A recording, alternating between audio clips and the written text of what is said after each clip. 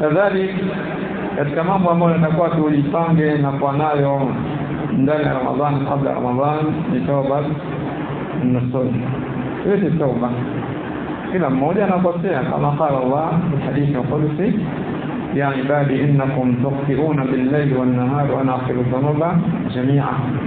Enyi waja wangu haijani nakosea usiku na mchana na mimi nasamehe dhambi zote. Wote wakosea umombe Allah tauba. Na tauba ambayo Allah anaitaka ni tauba nasuha. Ya ayyuhalladhina amanu tubu ila Allahi taubatan nasuha. Yani ndio amin tubini kwa Allah tauba ya moja kwa moja. Tauba ambayo unaporejea katika maasi. Taubatan nasuha hiya tauba allati tansah sahibaha. Ni tauba ambayo inampa nasaha aliyetubia alla yarji' ila al-ma'asi. Asirejee katika maasi. Ile tauba ikunasi wewe usirejee katika maasi.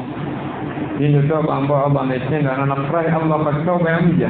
Allahu afrahu bitawbati abdihi. Allah anafurahi katika tauba ya mja wake. Ukitubia Allah anafurahi subhanahu wa ta'ala kuonekana kwamba Allah anapenda inna Allah yuhibbu at-tawwabin wa yuhibbu al-mutatahhirin. Allah anapenda ni kutubia.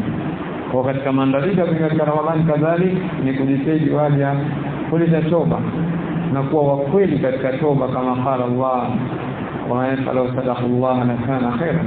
Watu kama wakweli na kwa ni khair, yani pia azma ambayo ni mkweli kuanzia sasa wanajirisha kwa Allah kuanzia kuingia Ramadhani na baada ya Ramadhani unajirisha kwa Allah, hutorejea katika maasi ambayo umeyafanya kabla Ramadhani wale ambao wameyafanya baada ya kuingia Ramadhani. Haya mtu anawezekana akasikiliza kadhalika